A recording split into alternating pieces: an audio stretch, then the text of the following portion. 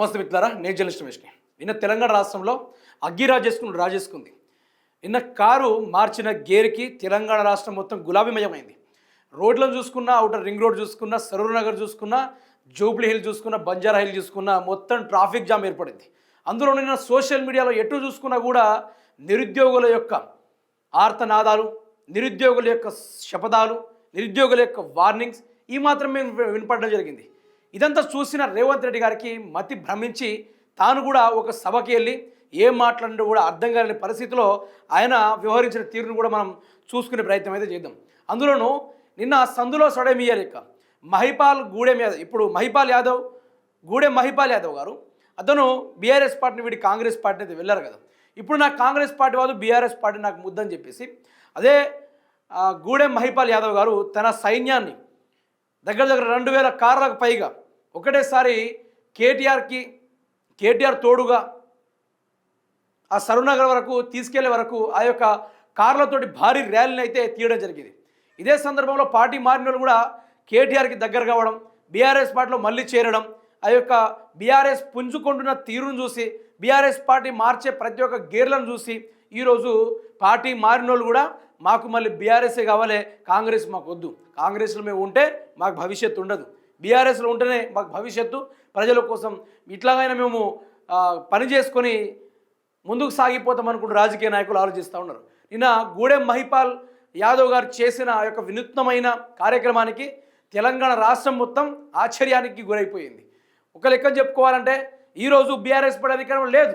Parliament ఎన్నికల్లో గుండు సున్నాతో సరిపెట్టుకున్న ఇదే బీఆర్ఎస్ పార్టీ ఈరోజు సున్నాతోటి స్టార్ట్ అయితే ఈరోజు కాంగ్రెస్ పార్టీని ఆట ఆడిస్తూ ఉంది. అధికారంలో లేకున్నా పవర్లో ఉన్నది మేమే, అధికారంలో లేకున్నా రాష్ట్రం నడిపించేది మేమే అన్నట్టుగా బీఆర్ఎస్ పార్టీ వైనం కనబడతా ఉంది. ఇటు హరీష్ రావు, అటు కేటీఆర్ దెబ్బ మీద దెబ్బ కొడుతుంటే రేవంత్ రెడ్డి గొలక లేకుండా ఏం చేయాలని అర్థం కాక నిరుద్యోగుల గురించి మాట్లాడాల్సిన అదే రేవంత్ రెడ్డి గారు ఈరోజు రకరకాల కార్యక్రమాల్లో పాల్గొంటూ లేని పిచ్చి సభలు పెట్టుకుంటూ రేవంత్ రెడ్డి కాలయాపన చేస్తూ ఉన్నాడు.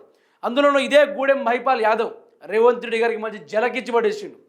అదే కాదు, రాబోయే రోజున కాంగ్రెస్ పార్టీని వీడి బీఆర్ఎస్ పార్టీలో చేరే ఎమ్మెల్యేల సంఖ్య కూడా భారీ ఎత్తున మాత్రమే ఉంది. ఏ రోజైతే కేసీఆర్ గారు నా గేటు దగ్గర వాళ్ళు వేచి ఉన్నారు, నేను ఒక గేటు ధరిస్తే వాళ్ళు నా ఇంట్లోకి వచ్చే నా పార్టీలో రావడానికి సిద్ధంగా ఉన్నారని చెప్పేసి ఏ కేసీఆర్ గారు మాట్లాడారో అదేవిధంగా కాంగ్రెస్ పార్టీ వాళ్ళు రెడీగా ఎదురు చూస్తూ ఉన్నారు. ఇక సరూర్ నగర్ సంఘటన గురించి మాట్లాడుకుంటే తెలంగాణ రాష్ట్రం అంతా ఉలిక్కి పడ్డట్టుగా తెలంగాణ రాష్ట్ర గొంతుగా డిగ్రీలు చదువుకున్నారు, పీజీ చదువుకున్నారు, పిహెచ్డి చదువుకున్న ఉద్యోగాలు లేవు, ఏది కూడా లేవు అని చెప్పేసి వాళ్ళు కేటీఆర్ ముందు నిన్న సరూర్ నగర్లో వాళ్ళ గలమెత్తనం కూడా జరిగింది. రేవంత్ రెడ్డికి అయితే మామూలు వార్నింగ్ కాదు. రేవంత్ రెడ్డి అది చూసి రాత్రి ఆయనకు హెడ్డేకే వచ్చినట్టుంది. ఆ వీడియోలన్నీ చూసి ఒక్కొక్కరు ఆణిముత్యాలు, ఒక్కొక్కరు నిజంగా చెప్పాలంటే ఒక్కొక్క దగ్గర ఎంత సబ్జెక్ట్ ఉంది, ఎంత ఇది ఉందంటే మీకు పోను మొత్తం వినిపించే కార్యక్రమం చేస్తాం. ఇంకోటి, కాంగ్రెస్ పార్టీని కాపాడుకోవాలని చెప్పేసి రాజగోపాల్ రెడ్డి గారు ఎదురు తిరిగి కాంగ్రెస్ స్వచ్ఛమైన కార్యకర్తలు కాపాడుకోవాలని ఆయన ఇది చేస్తూ ఉన్నారు. ఇప్పుడు గూడెం మహిపాల్ యాదవ్ పార్టీలు చేరాడు కదా, మళ్ళీ ఇటు అక్కడ గూడెం మహిపాల్ ఏరియాల్లో ఆయన కాంగ్రెస్లో చేరినప్పుడు అక్కడి కాంగ్రెస్ కార్యకర్తలు కూడా దెబ్బపడ్డట్టే కదా అక్కడ. అందుకనే రాజగోపాల్ రెడ్డి గారు ఏం చెప్పారు, కాంగ్రెస్ పార్టీ రేపు గెలిచినా గెలవకున్నా సంబంధం లేదు, నా పార్టీ కోసం పనిచేసిన ప్రతి ఒక్క సీనియర్ నాయకుల్ని ఈరోజు కాపాడుకోవాల్సిన బాధ్యత మాకుందని చెప్పేసి జగ్గారెడ్డి, రాజగోపాల్ రెడ్డి గారు ఇద్దరు ప్రెస్ మీట్ పెట్టారు. మరి రేవంత్ రెడ్డి ఇదే నిరుద్యోగుల గురించి ఆలోచించాడు, రేవంత్ రెడ్డి ఇదే కాంగ్రెస్ కార్యకర్తల గురించి ఆలోచించాడు. మరి ఇట్లయితే అని చెప్పేసి వాళ్ళు ప్రెస్ మీట్ పెట్టి వాయించుడు ఆగించారు. అందులో గూడెం మహిపాల్ యాదవ్ గారు ఈ చేసిన వినూత్న ప్రచారానికి కాంగ్రెస్ పార్టీ వాళ్ళందరూ ఫీజులు అవుట్ అయినాయి. ఏం చేయాలో అర్థం కాని పరిస్థితులు వాళ్ళు వెళ్ళిపోయారు.